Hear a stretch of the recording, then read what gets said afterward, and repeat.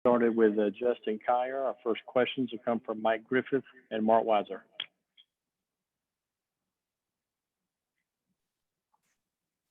Thanks, Steve.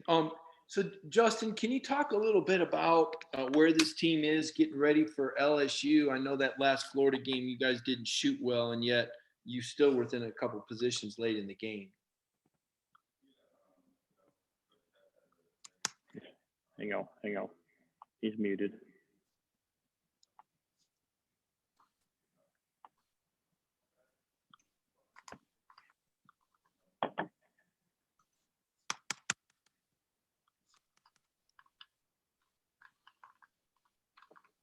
Justin, go ahead. Can you repeat that? I'm sorry. Yeah, can you talk about where this team's at right now? I know you're coming out of a game where your team didn't shoot well, and yet you were still right in it with Florida till the end. Yeah. We coaching staff has a great game plan.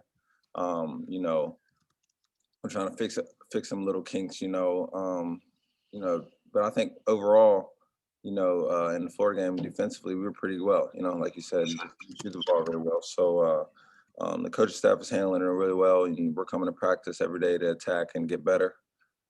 So yeah, I think we're really ready for LSU. Hey, Justin, how's it going? Good. How are you? Good. I got a question, not really about the game. I want to ask you about Coach Michael Curry, who's on the support staff kind of with you guys. Did you know much about his background before he joined the program, and what does he bring to the program as far as, on a day-to-day basis? I did not know. And that's the beauty of being here at Georgia. Is Coach Crean, he's has a lot of people who, help us on and off the court. And adding him to the staff has been nothing but a blessing. Coach Curry is always there for you. He doesn't let you, slack off or any of that, but, he's there to support and he's there for you, and I can tell I'm in there for the long term. I can ask him any question any time of my life and he'd be there. He's a great friend, a great coach, and he wants nothing but the best for us. So he's brought that to the table, and, with his experience, he's brought a lot of knowledge, and, I've gained, a lot of information with, just basketball and life and the NBA and all that kind of stuff, just, talking to him and, picking his brain a little bit. So he's been nothing but great to me. Thanks. Let's go to Anthony Dasher and then Jed May.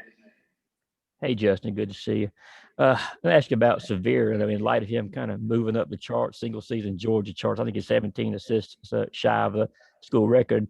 What's it been like playing with him this year and getting used to his game and how he's helped you and helped the whole team this season? Yeah, that's another added blessing. I've never played with a point guard who has who can control the ball, control the game so well. And he's just hitting the blank. He's going to be way better than he is right now, and he's great right now.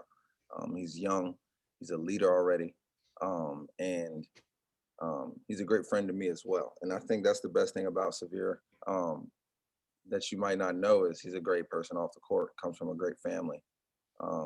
And yeah, he's in just looking for your best interest in everything. So basketball wise, the sky's the limit for him. And I've, been blessed to, share the court with him as well.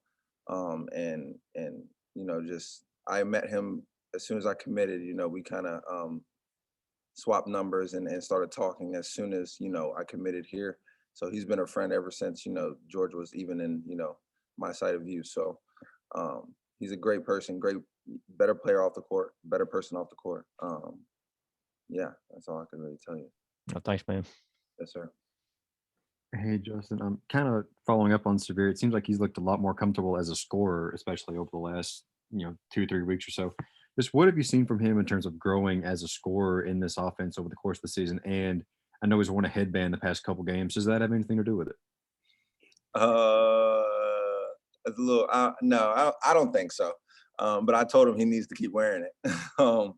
Yeah, he's had he's really, like I said, with the ball, his ball control. And I think when you have such a great handle and a certain, how fast he is and how much he can control the ball, it makes the game so much easier for him. He can really get by defenders and not only score, but he can, facilitate, continue to dribble around and pick apart the defenses.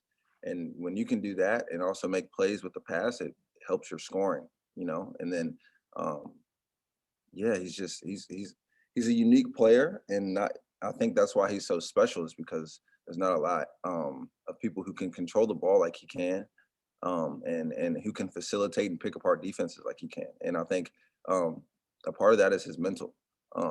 He studies the game a lot. You know, it's the different things you have to do to be a great player, and yes, all the physical stuff.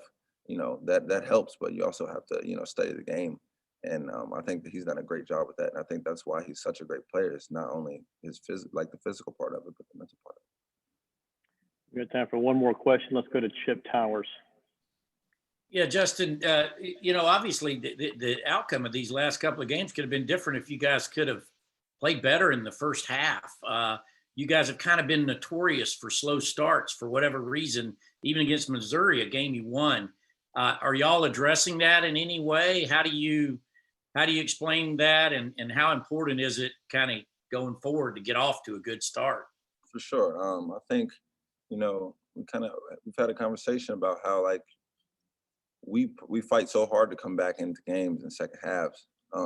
And I believe those are games that we can win if we don't get down as much, in the first half. So yeah, coach has talked about that, and us as players have talked about it. Just digging that deep of a hole, you can always come back for it, and you always try to, and we have this season for sure. But we got to get off to a better start, and I think we got to continue. If we ever get down 6 or 8 or 10, we gotta capitalize back instead of continuing to dig that hole.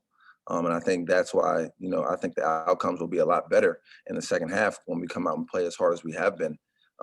Instead of being down 15, we continue to strive and build on those turnovers that we're making teams make, and continue to play as hard as we do.